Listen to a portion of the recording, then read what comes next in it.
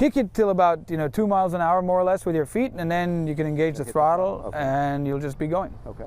Have fun. It's an electric scooter, but don't let the simple looks fool you. Inside is some complex computer technology that can give you quite a boost. All that sort of magic happens in the background. There's thousands of data points continuously crunched to make sure that it's always safe, always ready to go. Asaf Bitterman founded the company Super Pedestrian. They already make the Copenhagen wheel, which we've shown you before. You pedal, the wheel takes over, and your bike reaches higher speeds without the manual work. It's the same idea with the scooter. Some industry experts think the scooter market could actually be a $300 billion industry by 2030. But making it profitable has been a challenge. But here at Super Pedestrian in Cambridge, they think they found a solution. Now you don't need a herd of people to support your vehicles. You can do it with a lot fewer people, and you're increasing the quality of service. Maintenance can be a challenge for scooter fleet operators, but these scooters are engineered to last 5 to 10 times longer in the rough and tumble world of ride sharing. It climbs hills like there's no tomorrow. Internal systems can detect problems in a fraction of a second and prevent malfunctions or unsafe activity. The vehicle can decide for itself if it's safe to ride, and also apply self-protection if a hazard or a risk takes place during a ride. Battery cell temperatures are also constantly monitored to avoid fires.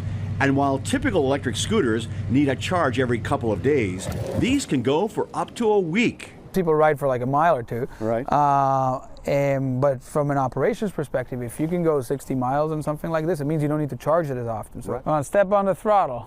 You're a motorcyclist. Another feature has piqued the interest of municipalities. The onboard computers store all city laws to enforce speed and parking rules, and they let the rider know if they're breaking the law in less than 1 second. This scooter can do 2,500 rides. Oh, okay. That's like almost 4 times the best in class currently today in the industry. Walking the streets of Cambridge or Boston is a challenge. A green light doesn't always mean go. And it's about to get more difficult with self-driving cars. In order for this incredible technology of autonomous vehicles to pay off, they have to be able to understand people. Here in Boston, we have a unique way of crossing the street. We know a hand gesture here, a nod there, the car is going to stop. But how do you teach a machine to do that? Sam Anthony is co-founder of Perceptive Autonoma. The company has developed a unique system that understands when a pedestrian is going to cross the street, just by watching body language. The thought bubble has bars that go from yellow to red, and when the bars are red, that means that somebody really has a high intention of crossing in front of this car. It doesn't matter if you're in a crosswalk or jaywalking. The system examines thousands of individual traits in a split second. Your posture, how you hold a backpack, or tilt your head, or make eye contact. The onboard program can warn a human driver or communicate with a self-driving car to alert them to what you're about to do.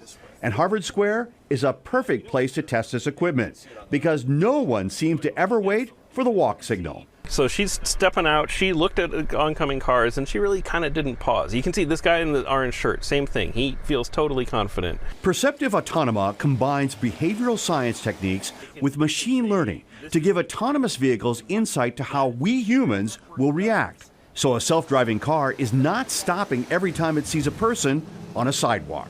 We bring expertise in human behavior, in neuroscience, in cognitive science. And really, in order to do what we're doing the way we're doing it, you need to have that broad expertise. The company has partnered with some of the biggest automotive companies in the world who are interested in this technology. Anytime you have a robot that's interacting with humans, if it can't understand the humans and understand them socially, it's not going to work right.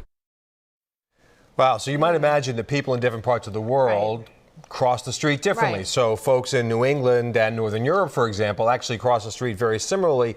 However, in California, people react much differently to an oncoming car. So the program is really learning all of these differences, and then we'll be able to apply them. All right, and back to the scooter that Mike shared with us. Right now, they're only available for fleet operators, but individuals have really expressed an interest in trying to get their hands onto one of these. So Super Pedestrian is considering creating a consumer version, which would be great, Vroom, obviously. vroom. They look cool.